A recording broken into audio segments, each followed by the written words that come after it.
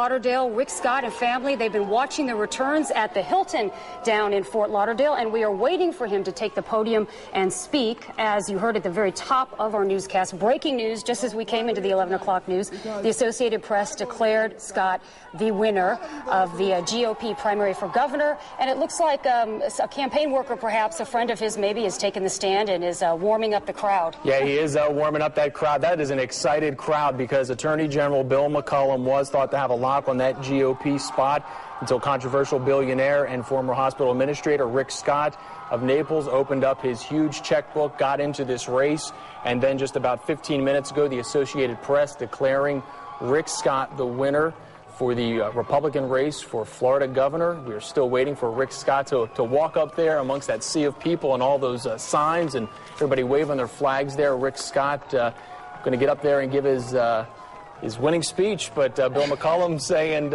maybe not so fast. It's going to be a long night. There is the man of the hour, Rick Scott, hugging his supporters. And we're just waiting for him to walk up there and give us some final words. Yeah, not too long ago, nobody even knew who Rick Scott was, but when he poured over $30 million into TV ads with the "Let's Get to Work" slogan, now it's pretty safe to say that most of the folks around the state of Florida know who he is. And now in the coming months, they'll probably learn a lot more about what his agenda is should he win.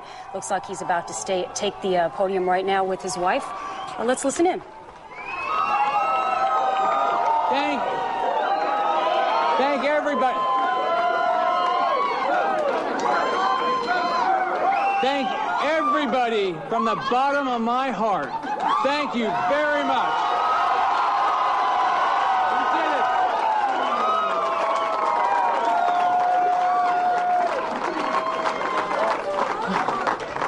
it. Remember me, the handsome bald guy?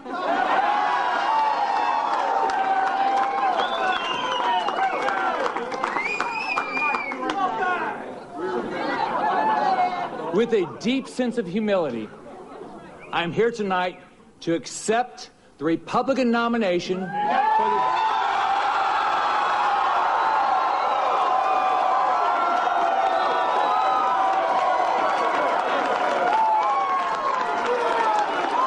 for the office of governor of our great state of Florida.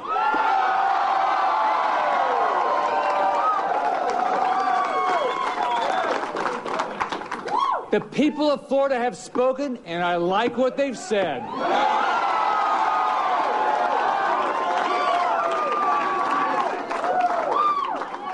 Over 1 million Floridians from all across the state spoke with one great voice and said, "We're ready to turn Florida around."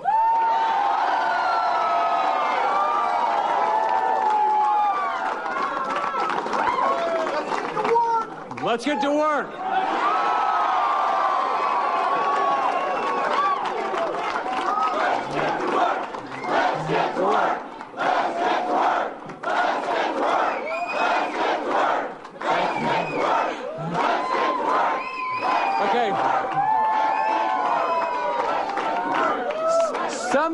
Some of you might have noticed that this was a hard-fought race. We've talked a lot about our differences, but tonight it's time to remember those things that bring us together. To recall our core beliefs and to recommit ourselves to fighting for our principles.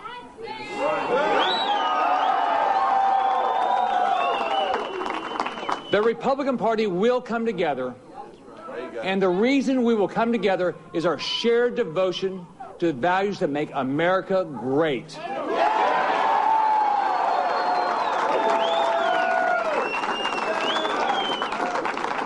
People come and go, candidates come and go, but the principles we stand for will endure forever. The Republican Party at its best is the party that guards the American dream and pledges to keep that dream alive for the next generation and every generation thereafter.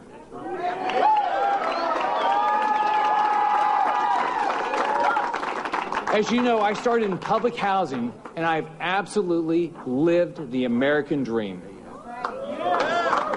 I want every Floridian to have the same opportunity opportunity to live their American dream.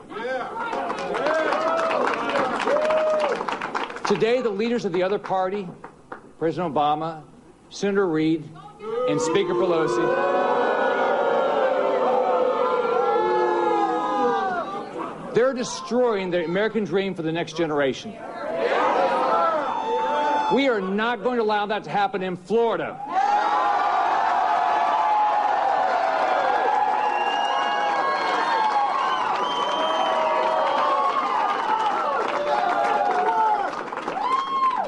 In the end, however, it's not a partisan victory that we need. I know this is a Republican crowd here tonight, but in truth, partisan politics rarely solve anything. A purely partisan victory won't create a single job. Our goal is very simple. We want to improve the quality of life for every Floridian.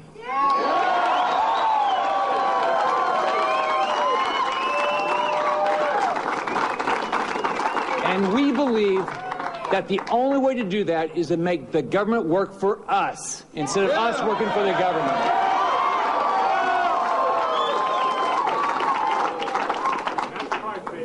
I want to thank every voter who went to the polls and cast a vote to end politics as usual in Tallahassee and turn our state around.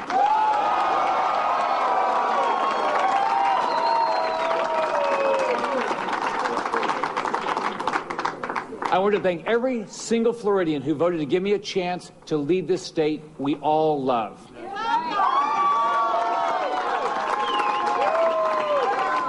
I've spent the last 4.5 months in every corner of the state talking to the voters from every walk of life.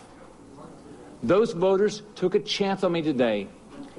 They know that I'm not a politician, that I didn't